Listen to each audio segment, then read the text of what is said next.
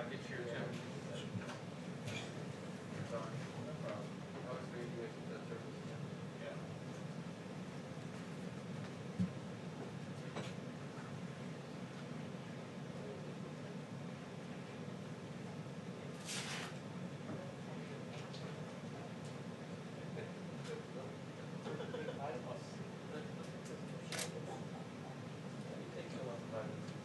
Well,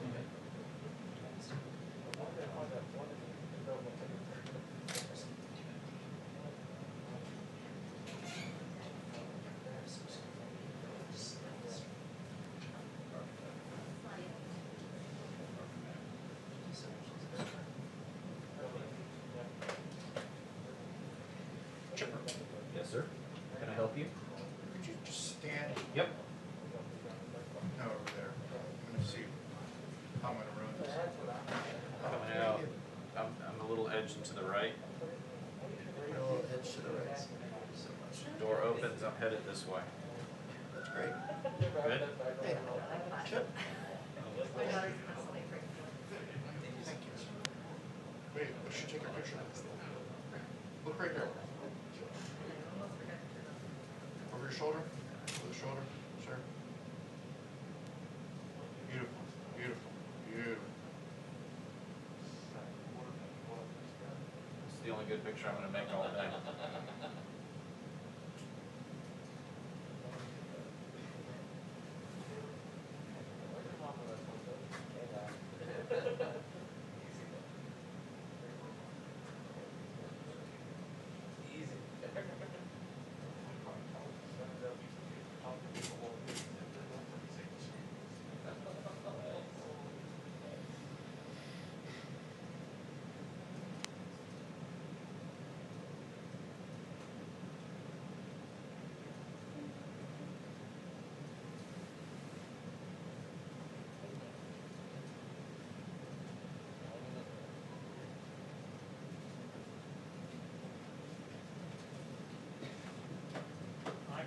Hey, how are you? you got a mic right up there.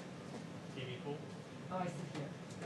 Always like this. That microphone is on.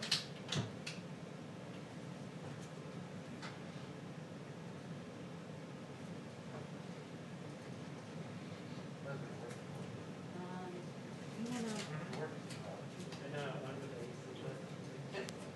So they decided in this last part to do. oh yeah. Right up there. Actually, you can sit. You yeah, can just sit. put this.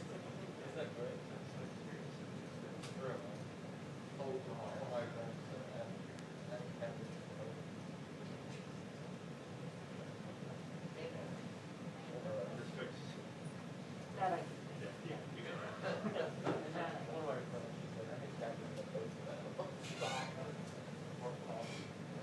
Should be good, and then we'll wait. Just take a seat. You want me to clip it on you? Yeah, you can do that, usually it's it in, whatever. I was gonna say, why don't you sit? Okay. Because we can hide it. Okay, great. You don't even need it attached to you. Okay. Right here.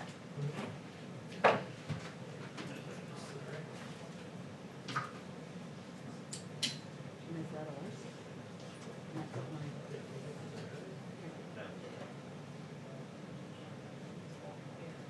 Perfect. Great, wonderful. Thanks, Kristen. Thank you. Perfect.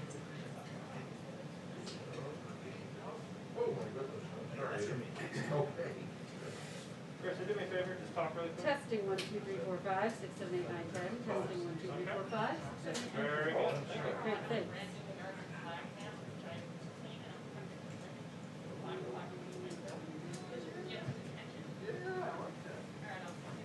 I can give you the Playboy one, I'm sure that'll be. Maybe Beth.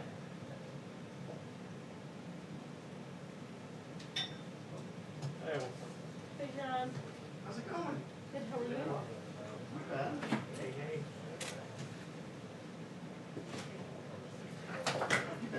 Happy well, thank you. It's hot. It is Very hot.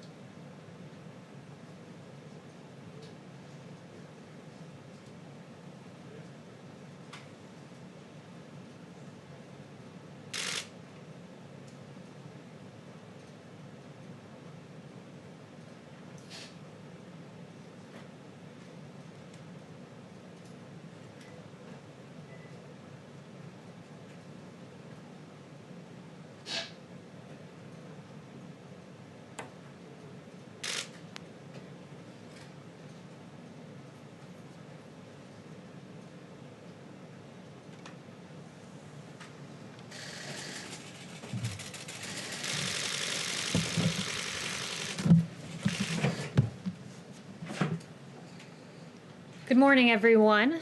By any objective standard, the violence, chaos, and anarchy in Portland is unacceptable.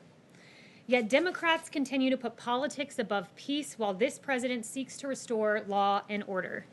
Governor Kate Brown, a Democrat governor of Oregon, said that the president should, quote, stop playing politics, called law enforcement officers secret police, and likened it to, quote, a dictatorship. The governor also called on the president to get his officers off the streets. Democrat Mayor of Portland, Todd Wheeler, said the president is trying to look strong for his base, while you had Democrats on the Hill, Nancy Pelosi, calling these officers stormtroopers, and Jim Clyburn calling them the Gestapo. This rhetoric is unhelpful and gives the violence we have seen a pass. But President Trump will not give the violence a pass. He will restore order where the Democrat governor and the Democrat mayor are unwilling to admit that they have lost control of their city. The well-organized mob in Portland has become increasingly aggressive, especially against law enforcement officers. Individuals have thrown bricks, chunks of concrete, glass bottles, feces, balloons filled with paint, pig's feet, slingshots to hurl ball bearings, and batteries at federal agents and the courthouse. Multiple attempts to barricade officers in the Hatfield courthouse have occurred, attempts to start the structure on fire as well. Use of eyesight damaging laser devices have been used, and strobe lights against federal agents as well. But according to Speaker Pelosi, when asked about the violent removal of statues, people will do what they do. The Trump administration urges state and local officials to work cooperatively to restore law and order. Operation Legend is a great example of this. At the governor's request, we went into Kansas City and surged the area with federal assets, FBI, DEA, ATF, and U.S. Marshals. This was named after Legend Taliaferro, a 4-year-old young boy who lost his life and was shot in his bed tragically. This has been a successful operation that has been waged in his name, including the arrest of wanted fugitives. Similarly, President Trump is taking action in Portland, even though you have a Democrat mayor and Democrat governor unwilling to work with us in this situation. We are surging resources, along with Secretary Wolf at DHS, and augmenting the Federal Protective Service to safeguard federal property. The bottom line is that this president stands with law and order, which leads to peace, and we will not allow Portland to become the new CHOP like what we saw in Seattle. And with that, I'll take questions. John. Kayleigh, 2 questions on Portland. One, the case of Navy veteran Christopher David, who went down because he said he wanted to talk to the law enforcement officers and ask them about the oath of office that they took. He was, as people saw on videotape, he was beaten with a baton. He had pepper spray sprayed in his face. He now has 2 broken bones in his hand. Is the president aware of what happened to this Navy veteran graduate of the Naval Academy? And does he condone that kind of action by these law enforcement officers? Yeah, I'm aware of the details of that situation. Haven't heard the audio of the video, though I've seen it, and I'd refer you to DHS about the extenuating details. We always encourage the appropriate use of force, and we always also encourage those in the area to remain peaceful towards our law enforcement officers. And my second question is, where in the Constitution does the president derive the authority to send federal law enforcement officers to the streets of American cities against the will of the elected officials in those cities? Yes, well, what you're referring to is Portland, and 40 U.S. Code 1315 gives DHS the ability to deputize officers in any department or agency, like ICE, Custom and Border Patrol, and Secret Service, quote, as officers and agents. They can be deputized for the duty of, in connection with the protection of property owned or occupied by the federal government and persons on that property. And when a federal courthouse is being lit on fire, commercial fireworks being shot at it, being shot at the officers, I think that that falls pretty well within the limits of 40 U.S. Code 1315. So that's a matter of protecting federal property, like federal courthouse in the case of Portland. Does he see limitations to that power, and how far does that power extend into the streets of the city of Portland? What are there limitations on that? So under that authority to protect a federal property. Under the law, we believe that agents can conduct investigations of crimes committed against federal property or federal officers, and in the case where you have someone shooting off a commercial-grade firework and then running across the street, we don't believe that that extends past our jurisdiction. Yes. Kayleigh, thank you. Yesterday, the president tweeted out an image of himself wearing a mask. He said that wearing a mask is an act of patriotism. No one is more patriotic than him. Then just hours later, he was spotted at the Trump Hotel not wearing a mask. Why did it take him so long, first of all, to be seen wearing a mask in public? And why the mixed messaging on this critical health issue that his own top health officials have said is critical to fighting this pandemic? The president's always been consistent on this, that masks, according to the CDC, are recommended but not required. He has said that he would wear one in the case he couldn't appropriately socially distance, and he wore one and put up the picture on Twitter, as you saw. Think that it's important to lead by example on this issue? Well, the president has led. He's been consistent, even going back to March 31st, when he said, then my feeling is if people want to do it, there's certainly no harm to it. But he hasn't done it, Kayleigh. He hasn't worn a mask. president- And so it's sending, is it not mixed signals? The president wore a mask in May. The president wore a mask at Walter Reed out of an abundance of caution. But as I've made clear from this podium, the president is the most tested man in America. He's tested more than anyone, multiple times a day. And we believe that he's acting appropriately. Let me ask you about the federal stimulus, if I might. Negotiations are ongoing. Why is the White House blocking Republicans' request for more funding for testing and contact tracing? Senator Roy Blunt saying it just doesn't make sense. I think that's just wrong. So no one is blocking any money from testing. One of the things I would add is that this is an ongoing negotiation. We're just in the early days of that. Currently in federal coffers, we have $10 billion, that's with a B, unspent, that is allocated for testing. And we want to ensure that in phase 4, there is money that is targeted for testing in the way that makes most sense. Republicans say they need that money. Is the president willing to come to the table? We're willing to put in money for targeted testing that makes sense, not just dumping money into a pot that already contains $10 billion. Kayleigh, there's very little support in Congress for a payroll tax cut, but the president keeps pushing for it. Why is that so important to him? How does a payroll tax cut help the 25 million Americans out of work when they're not getting a paycheck? Well, there are a number of things we're looking at for phase 4. And one of those things is unemployment benefits, where, as Secretary Mnuchin said, we want this to be completed before July 31st, the date that runs out. We don't want something to be an incentive where someone gets overpaid and has a disincentive from going back to work, where they get paid more on unemployment benefits than at work. So we want to be cautious about that while making sure that those unemployed are taken care of. But the payroll tax in particular goes to some of our hardest working Americans. The people that it benefits, if you look at the tax structure, are middle income and low income workers. And not only that, there's an incentive on the employer side with a payroll tax holiday that encourages them to hire more too, because it reduces their burden. So it's a very smart policy. But those are people who still have jobs, so wouldn't it be more important to focus on the people who don't if you're worried about the overall cost of this stimulus? We can focus on a number of things at once, and part of that's a payroll tax for middle and low income Americans who are out there working each and every day and making their way through as best they can. It also means unemployment benefits. It also means direct payments to Americans. So we're looking at all of that, and we would like to see all of that. The second question on the briefing today at 5 o'clock, should we expect to see members of the coronavirus task force? Will Dr. Fauci, will Dr. Birx be there? You'll have to tune in to see. Yes. Thank you. On Portland, on sending agents to Portland, as well as plans for Chicago, why are these the right people to send? My understanding, these agents often work on human smuggling, drug trafficking, things like that. Do they have the right skill set, whether it's gun violence in Chicago or quelling unrest in Portland? Well, first, let me add, they haven't been sent to Chicago. These DHS officials are currently in Portland protecting a courthouse. We do believe they're the right individuals for that, as does 40 U.S.C. 1315, the United States Code. It's egregious what's happening. The frequency jammers, the pellet and air rifles in Portland, it's being depicted as this peaceful scene. I can assure you it's anything but that, where you've had barricades trying to keep officers in the Hatfield, courthouse, injury to a Border Patrol team member's leg, injuries to the head, shoulder, and back of a deputy U.S. Marshal. A U.S. Marshal impaled his right hand on a board filled with nails set out by the protesters. This is not a peaceful scene. I'm very thankful to our U.S. Marshals and ATF and others who are acting in accordance with a statute and protecting a federal building, and doing so at great cost to themselves. Yes.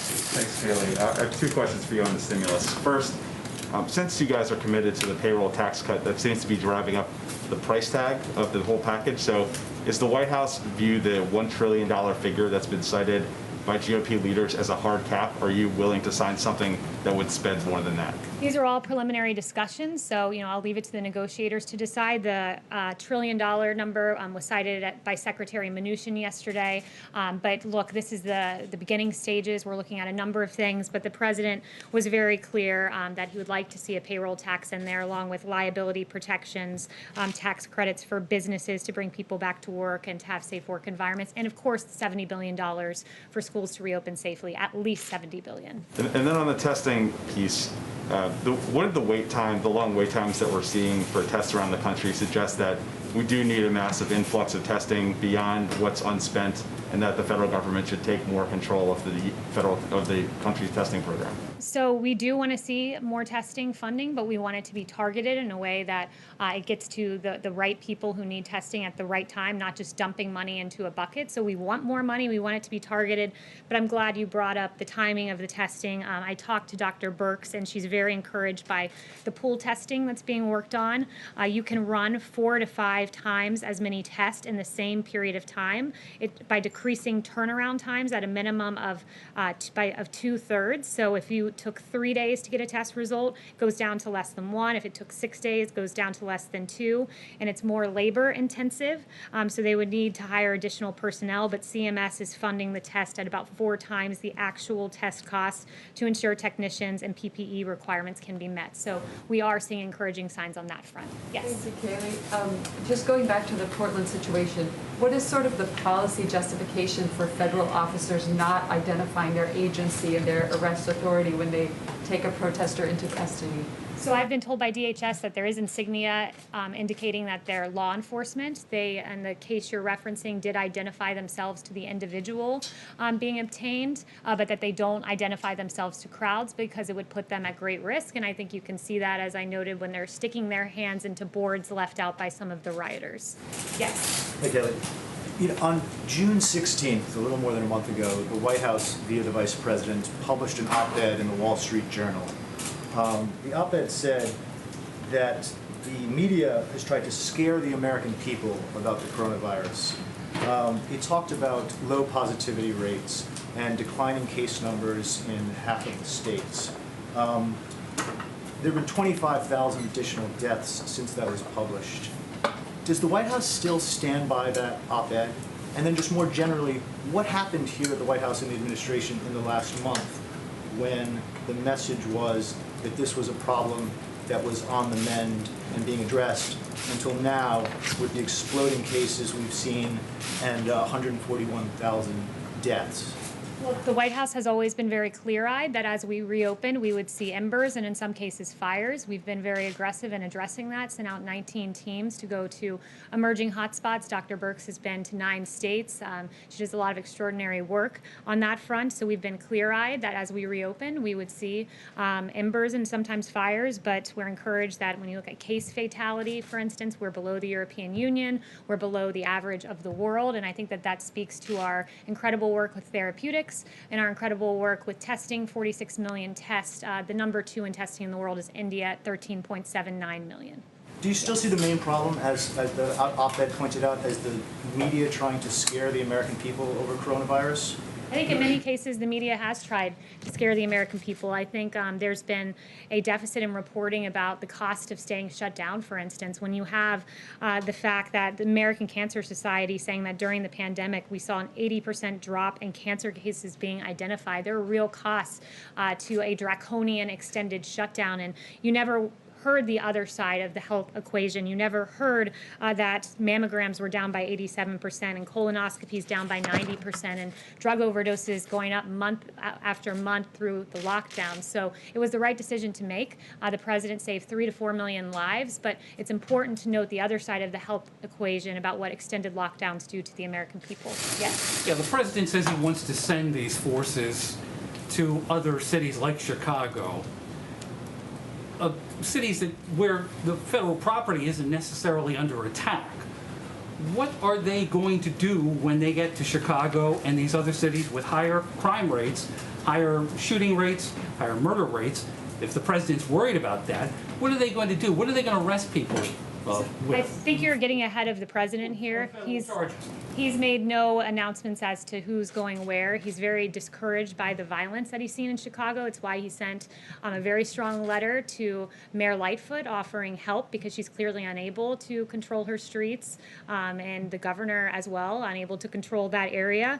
When you see the fact that there were 49 officers who were injured in this egregious video of them being lambasted with rioters with umbrellas shielding from view that they were throwing projectiles and 49 officers injured. Not only that, the poor citizenry of Chicago, where 12 were murdered this weekend, 70 shot alone. It's incredible what we're seeing in Chicago. He's offered his help, and we encourage the mayor to take it and to be forthright about the situation in her state, much like the governor of Missouri was in working with us on Operation Legend to protect the people of Missouri. But the leaders of these cities don't necessarily want unmarked police officers patrolling their streets the way we've seen in Portland, with the premise that they're protecting federal property there.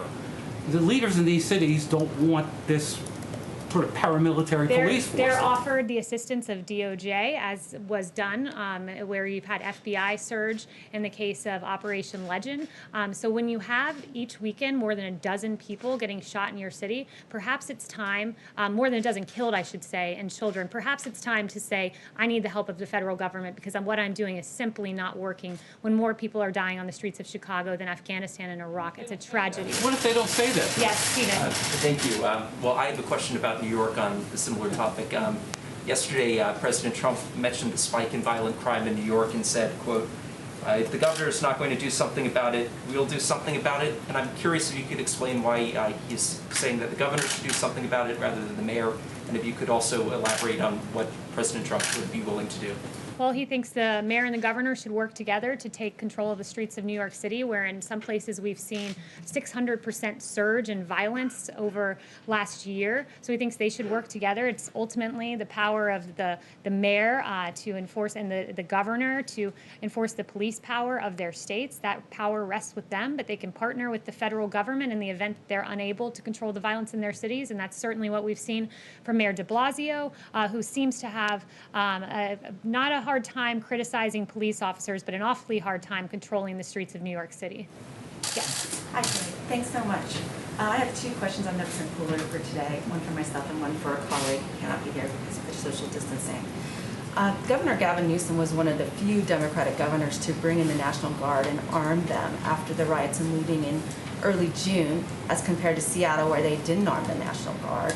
The Guard was posted at Los Angeles City Hall as a show of force, and within days the violence had quelled.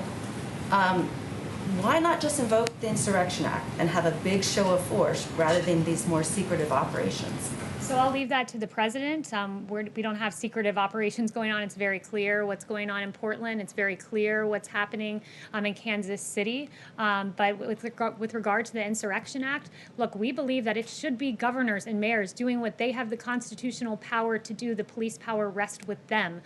So it's up to this president whether he ever decides to invoke that. But governors and mayors really need to step it up, particularly in Democrat cities where Democrat streets are out of control. And then the one for my colleague, John Gizzi at Newsmax is asking, what are the president's thoughts on John Kasich supporting Joe Biden in his plans to appear at the convention? What was that? I didn't hear the last John Kasich is supporting Joe Biden, and he plans to attend the convention and support the Democratic convention. So that would be a question for the campaign, but this president's quite proud of his record in the Republican Party and quite proud to have the support of 96% of the party, more than any predecessor in the history of the Republican Party. Yes. Thanks, Kayleigh. You said earlier that the president was tested multiple times a day. We knew he was tested daily, but can you elaborate on that? How many times a day is he tested? He's tested often. I'm not going to read out exactly how many times he's tested a day, but sometimes it is more than one time a day. Yes. Yesterday, the president said that when he was previously doing briefings, we had a lot of people watching, record numbers watching the history of cable television. And I was wondering if ratings are factoring into his decision to restart the briefing, and if he is the best person to get accurate information about the virus out to the public, given previous statements at briefings like his speculation that disinfectants inside the human body could work as a treatment, which medical experts say is not the case, and claims that the virus will just disappear. Well, the president is the right person to give information to the American people. He was elected by the American people. He's been a leader on this. The fact that we've We've outproduced on ventilators, so much so that we have an extraordinary number in our stockpile, and we're giving ventilators out to the rest of the world, that we lead the world in testing, 46 million tests, more than that at this point. The fact that he's broken down bureaucracy to get a vaccine into phase 3 clinical trial, that because of him we have remdesivir and convalescent plasma and dexamethasone and other therapeutics. He's the right person to give the information to the American people, and boy, does he get the information to a lot of the American people during his briefings, as noted by the ratings, as he himself pointed out. Yes. The U.S. Trade Representative is planning additional tariffs against Europe in the old dispute about aerospace subsidies. Is the president committed to impose additional sanctions, considering that Europe would answer with additional sanctions, tariffs as well? So since that's pre-decisional, I won't get ahead on any administration announcements on that front. Yes. Kayleigh, I have a couple of questions. The first one is the president in the last few hours tweeted about the concerns about mail-in voting. So he's obviously concerned about the integrity of the U.S. election and certainly internal sabotage. But why are we not hearing from the president about the fears about external sabotage? For example, coming out of the UK today, there's a parliamentary committee report that says that Russia influenced the Scottish referendum. There are questions about Brexit. But we've really not heard the president put the Kremlin on notice with respect to the U.S. election. Will we hear from him today on that? The president's put the world on notice that our election systems must be secure. This is under this president in 2018. He articulated the first full cyber strategy for the United States since 2003. In 2019, he extended the National Emergency Declaration on Foreign Election Interference. He routinely engages with Congress on election security, participating in at least 26 elections security-specific hearings. He signed legislation, $71 million, and so on and so forth. And that's quite a contrast to the Obama-Biden administration, who, when told of meddling in 2016, did nothing. And in fact, Susan Rice told the White House cyber team to stand down and, quote, knock it off when they floated options to combat Russian cyber attacks. And even Obama's cyber chief, Michael Daniel, has confirmed the stand down order. It's been in office now more than 3 years. I'm asking what's been done now. And given these fresh concerns, what are we going to hear from the president on that? So what's been done now? I just listed off 3 or 4 things for you, and I'm happy to go through more. We can talk about the $71 million in legislation on election security. We can talk about the $15 million for election reform activities. We can talk about legislation making more than $805 million available to states. And when it comes to mail-in voting, I would point you to the fact that there's a Wall Street Journal article just out today, and it talks about the dark omen for November and the absolute catastrophe in New York City, that we are a month into the election after the voting, and we still don't know who the winners are of some of those races. And Governor Cuomo decided that he would prepay postage for the ballots, and what that meant was that the post office didn't put a postage stamp noting the date of the ballots. So as they're collecting these ballots in for a month, as you asked me about this, so I'm going to answer. So for a month, they've been collecting ballots with no postmarked date, and in fact what they found is 19% of ballots have been rejected in Queens, 28% rejected in Brooklyn. There are questions about mass mail-out voting, and I know you don't want to hear them, which is why you talk over me, but I encourage you to read the op-ed. Yes. On the China vaccine research, this is very you've gotten 2 questions, which is more than some of your colleagues. Yes. Thank you, Kayleigh. Okay, you don't want to engage. In St. Louis, the McCloskeys have been charged with felonies for waving guns at protesters. The Missouri Attorney General is vowing to dismiss these charges. Where does the president stand on this? Yeah, the president, I asked him about that this morning, and he said it is absolutely absurd what is happening to the McCloskeys. He noted that this is an extreme abuse of power by the prosecutor, and noteworthy that the prosecutor, there have been many cases brought to her attention of violent rioters that she's failed to charge, but instead she's charging the individuals who are defending themselves from violent protesters. You have 300 to 500 protesters who stormed the gates, tore down the gates, and trespassed on their property, and you have Patricia McCloskey, who said that they were telling her they were going to to kill them, these protesters, at the moment they were waving their guns to protect themselves. They were going to come in here, she said, they were going to burn down the house, they were going to be living in our house after I was dead, and they were pointing to different rooms of the house saying, that's going to be my bedroom, that's going to be my living room, and I'm going to be taking a shower in that room. So they were completely within their right, and it's an egregious abuse of power on the part of the McCloskeys. Turning to a different note, I just wanted to highlight some great work being done by senior advisor Ivanka Trump. There are nearly 40 million boxes that have been put together by the Farmers to Family Food Box Program, a great partnership to help families in need in this country. And yesterday you had Ivanka Trump visiting the DC Dream Center and personally distributing a number of food boxes. The distribution resulted in 1,000 boxes delivered to the DC community. And we thank Ivanka for the great work that she has done there. And finally, I just wanted to note something on COVID. Dr. Birx is an extraordinary doctor who served this country, dedicated her time to serving our country as an Army colonel. She served as an ambassador to PEPFAR, where she spent her life fighting AIDS and HIV abroad. And it is appalling, the attack that I saw on her in the New York Times based on no facts. And Dr. Birx, for weeks, has been sending out this data to governors, 400 pages of data to our governors so that they have the best information to make the best decisions for their people in their respective states. I've not seen anyone poring over data the way Dr. Birx has, and the attack on her was frankly appalling and egregious, and the New York Times should be very ashamed of themselves. Kayleigh, what is the president signing at 12:15 today?